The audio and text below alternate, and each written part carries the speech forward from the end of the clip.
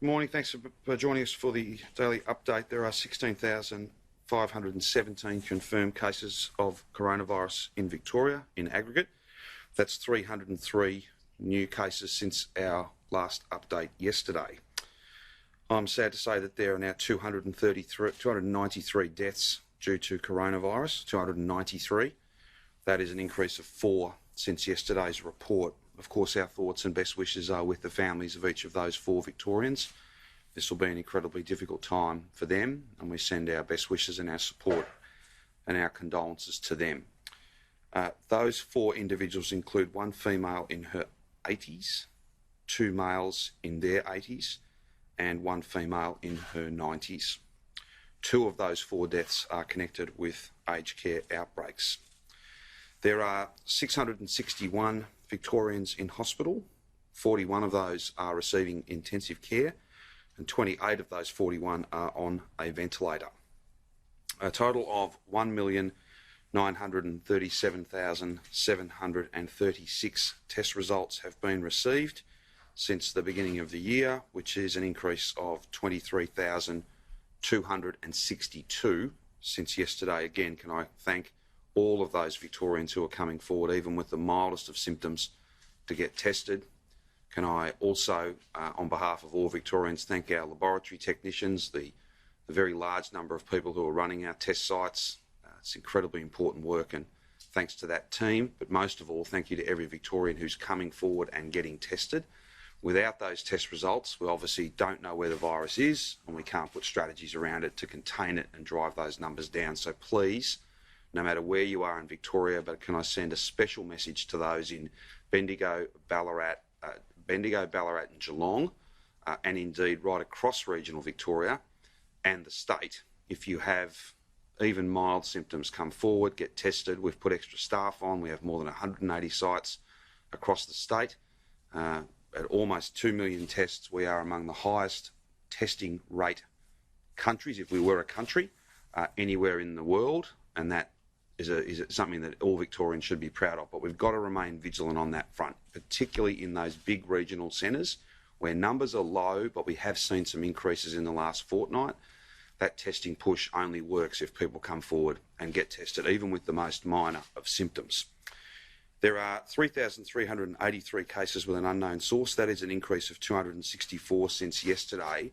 Now, Brett could speak to this in more detail, but just before people see that as a very, very big increase on previous days, we've always made the point, or at least tried to, that with that coronavirus detective work, it's not all done in one hit. It does take time to try and work out, try and exhaust all possible sources, and then to declare that case a mystery case. So they do come in batches, if you like.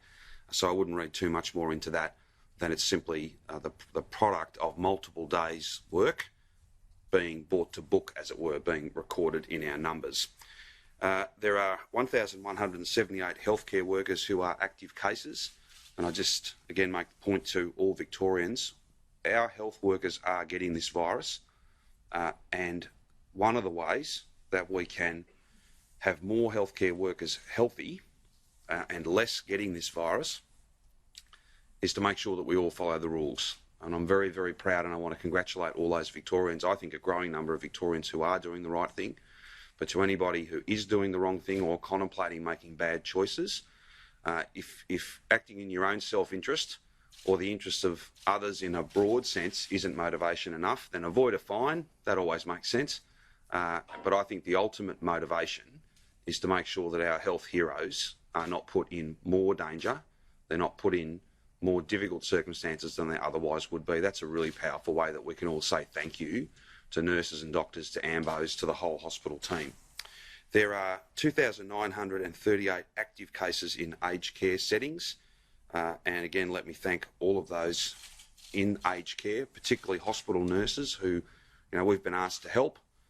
This is a Commonwealth-run system, but they've asked us to help, and we haven't hesitated. When I say we, it's not just people at our level, it's also literally hundreds and thousands of nurses who are in there doing amazing work in very, very confronting circumstances. I'm proud of them, and I thank them on behalf of all Victorians. There are 7,875 active cases across the state. The metro regional split There are always a few cases that are still being investigated, so these numbers won't quite tally, but essentially we have just under 7,200 cases, active cases in stage 4 areas, so Metro Melbourne, and around 484 in fact, cases in regional local government areas that are under stage 3. So those regional numbers are actually down on where they were 4 or 5 days ago. We're up, I think we peaked at about 512, if memory serves correctly. They're relatively stable, but we have seen some growth in those bigger cities, and that's why people in those regions, those greater Bendigo, Geelong and Ballarat communities coming forward and getting tested is really very important. I just now might speak a little bit just in terms of aged care. I gave an update yesterday, the day before, in relation to a number of homes that we have essentially taken over. So public hospital nurses have gone in and personal care attendants have gone in and taken those facilities over. That's all about making sure residents get the very best care. I can't rule out that we will add to that list. It's based on need. If we're asked to step in, then that's exactly what we do. I don't have any further facilities to add to that list today, but I might just confirm for you that outbreaks since 1 January this year, 2,938, of which cases, that is, that are connected with aged care outbreaks since January 1, 2,938, and 2,041 of those are currently active. So whilst some stability has come to a number of these settings, this is still a very significant challenge for all of us, and that's why we're so grateful to all of those staff who aren't doing what they would normally do. They are going in where the need is most acute, and they are doing us proud. I am very grateful to all of them. The total number of aged care outbreaks, that is, not cases, is since 1 January is 149, of which 124 are currently active. A total number of deaths associated with aged care outbreaks is 184. And I think we have been able to reconcile those numbers with the Commonwealth. There was a few different issues about how we classified different cases, but I believe we've come to a landing and agreed a settled number. If that changes, though, I'm happy to keep you updated.